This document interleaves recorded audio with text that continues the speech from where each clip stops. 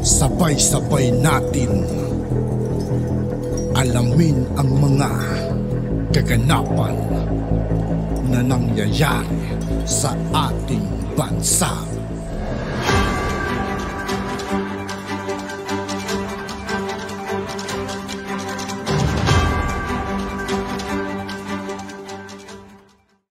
Yo, what's up mga kaibigan? This is I2K po again. Ngayon nandito ulit tayo sa channel ni Banat PH Update TV. Dito ulit tayo magbibigay ng komento at reaksyon. Kaya samahan nyo guys. Let's go! Ito ang balita ngayon. Viral ngayon sa mundo ng social media.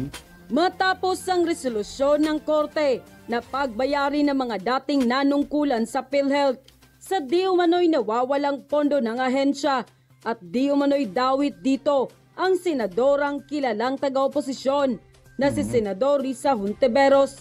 At ngayon pa lamang ay dininig na ni Pangulong Bongbong Marcos ang hinaing ng taong bayan na pagbayari ng lahat ng ito at huwag munang itaas ang singil ng kontribusyon ng bawat miyembro ng insurance company ng PhilHealth. Pero bago ang lahat mga kachika, sa lahat ng hindi pa nakasubscribe mga kaibigan kay Banat PH Update TV, mag-subscribe na po tayo at huwag nyo rin pong kalimutan mag-subscribe dito sa aking channel. Kung hindi ka pa nakasubscribe sa channel na ito, huwag mo nang patagalin yan. I-subscribe mo na yan at huwag mo rin kalimutang i-click ang notification bell para updated ka sa lahat ng bagong video na i-upload namin. At yun na nga mga kachika, ayon sa inilabas ng Malacanang Palace, agad na sinuspinde ni Pangulong Bongbong Marcos ang dagdag singil o kontribusyon ng bawat miyembro ng nasabing health insurance company. Dahil sa di umano'y dapat mas bigyang atensyon ang mga nadadawit at dapat pagbayarin ang mga dating nanungkulan dito sa PhilHealth. Dahil ang milyon-milyong pera di umano'y nawawala at kinulimbat ng marami sa kanila.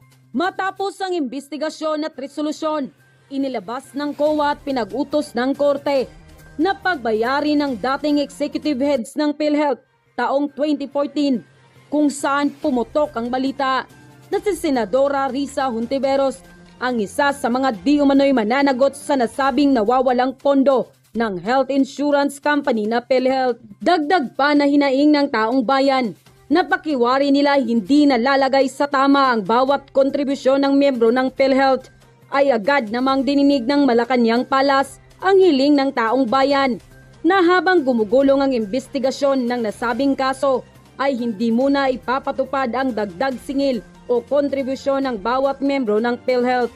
Ito ang pinag-utos at diretsahang sagot ni Pangulong Bongbong Marcos sa lahat ng suwestyon ng mamamayang Pilipino dahil tila ito na raw ang magbibigay kaluwagan sa sambayanang Pilipino, lalo na tila nabibigyan ng mali siya ang lahat ng integridad na meron ang nasabing health insurance company.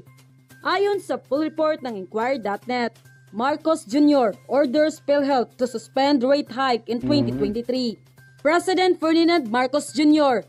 has directed the Philippine Health Insurance Corporation PhilHealth to postpone the increase of premium rates and income selling schedule to take effect this year, noting that the pandemic has caused many socio-economic hardship for Filipinos. A memorandum from the Office of the President, signed by the Executive Secretary Lucas Bersamin and shared with reporters on Monday, ordered the deferral of a schedule hike in the PhilHealth premium rate from 4% to 4.5%. It likewise halted the increasing of the income selling of the members paying the highest contribution from 80,000 to 90,000 in 2023. Quoted, "In light of the prevailing socio-economic challenges brought about by the COVID-19 pandemic and to provide financial relief to our countrymen amidst these difficult times, please be informed that the President has directed the PhilHealth to suspend the above-mentioned increase in premium rate and income selling for calendar year 2023, subject to applicable laws, rules, and regulation." At dahil nga sa balitang ito, hindi naman mapigilan ng marami sa ating mga kababayan na magbigay ng kanilang hinaing at komento sa mundo ng social media. At ayon pa sa kanila, tama lang po yan. Dapat kasuhan mga yan. Ginagawa na lang katasan ng mahihirap po. Taas ang hulog para panakip buta sa mga ninakaw na lang ng pera ng PhilHealth.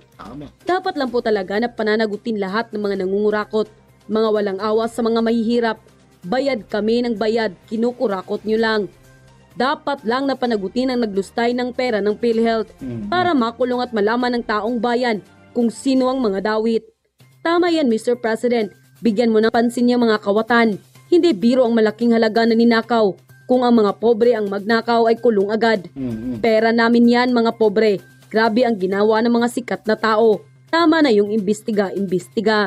Ayon mismo sa memorandum na inilabas ng Malacanang Palace na pinangasiwaan ni Lucas Bersamin bilang Executive Secretary ni Pangulong Bongbong Marcos, mismong pinag-utos ni Pangulong Bongbong Marcos na huwag magtataas ng singil ang PhilHealth dahil bukod sa ito lamang ang pagpawi ng pamahalaan sa bawat apektadong miyembro ng nasabing insurance company, ay dapat pa ring managot ang lahat ng taong nang abuso sa kanilang katungkulan at naging sangkot sa maanumalyang mafia sa loob ng ahensya.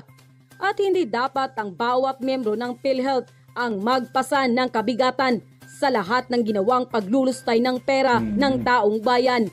At dito'y dawit nga di umano ang isa sa kilalang kalaban ng gobyerno at miyembro ng oposisyon na si Senador Risa Hontiveros. May tanong ko lang kasi parang ang nangyayari, lagi na lang, kasi doon yata, kung di ako nagkakamali sa IRR, halos taon-taon, merong mga dagdag. Parang kagaya din dito sa SSS, meron din silang batas na pinagbasehan. Ano ang kaibahan nito, attorney, kung lagi silang humihingi? Doon sa magpribado na lang sila na parang health insurance na rin. Kaya nga sinasabi ko yung mga nagpapatupad ng batas, yung PhilHealth, palibasa, ang orientasyon nila, sila ay medical insurance. Akalain nila na ang benepisyo nila ay nakadepende lamang sa premiums. Hindi po.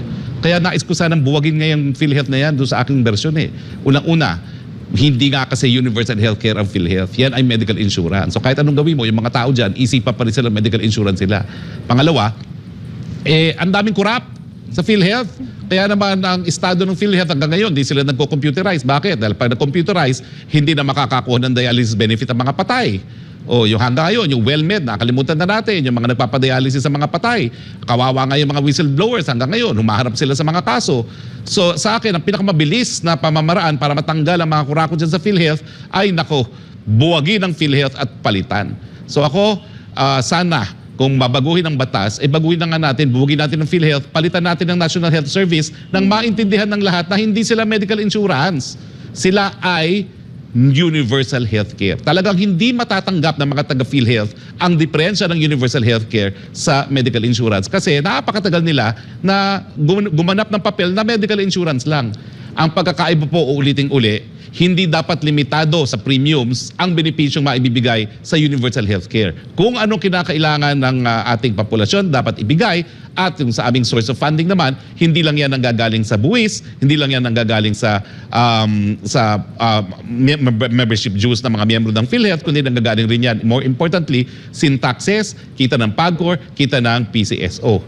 So sa akin, tingnan natin kung dapat pataasan yung porsyento ng kontribusyon na galing sa PCSO at saka sa PAGCOR. No? Dahil importante naman talaga yan, no? Na yung galing sa sugal, ibuhos natin sa kalusugan. At saka yung sin taxes, no? Dapat mabantayan natin yan kung tama ba ang pagkolekta dahil habang lumalaki ang kolekta ng sin taxes, lumalaki rin dapat yung pondo na linalaan para sa universal healthcare. Tsaka kapansin din, attorney, ang reason ng mga mambabatas noon pag pinapasa itong mga paghingi ng tax sa mga negosyante, sa taong bayan, para daw, kumbaga, maibsan yung pinapasa ng taong bayan. Kaya minsan pinapasa na dito sa mga negosyante rin.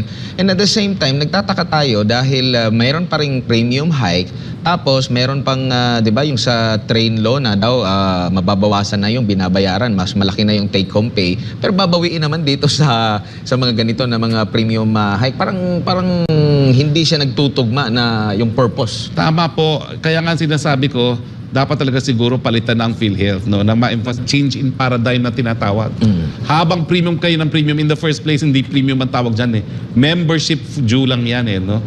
Hindi po talaga premium yan dahil hindi dapat malimitahan ang benepisyo sa halaga ng premium. Medical insurance po yun. Pero hanggang ngayon, kahit ano pang yugugin nyo dyan sa mga tao dyan sa PhilHealth, hindi nag-iibang pananaw. Tapos yung issue pa ng korupsyon, hanggang ngayon, sabihin mo sa akin, yung head ng IT dyan, napakakapalang mukha. Hanggang ngayon, hindi na nakaka-computerize. O, alam mo ba, nagpadala ako dyan ng tao na magko-computerize. Ang sabihin ba naman, hindi namin kailangan. Samantala, lahat ng problema ng PhilHealth, lalo na yung mga ghost patients, sana nalutas na yan. Kung nag-computerize sila. Hanggang ngayon, wala. Bakit? Napakahirap ang gawin yan? Ayaw nyo lang gawin dahil otherwise matitigil ang pagdadialysis na makapatay. O binubuhay ko na naman ang pagbabati ko sa inyo. Siguro araw-arawin ko na kayo habang nasa SMNI ako. No? Talagang sasabihin ko, mga kurakot, mamatay na kayo dyan. Di ba? Maghari-kiri na kayo. Dahil ang nakasalalay dyan, kalusugan ng mamamayang Pilipino. How dare you make a mess out of our law? At yun na nga mga kachika, ano na? Grabe magalit si Roque, ano? At yun nga po mga kaibigan, dito po nagtatapos ang ating reaction video. Muli ako po si I2K ng Sundalo ng Donggalo at 811. Maraming salamat sa patuloy na pagsuporta. Yeah, peace out.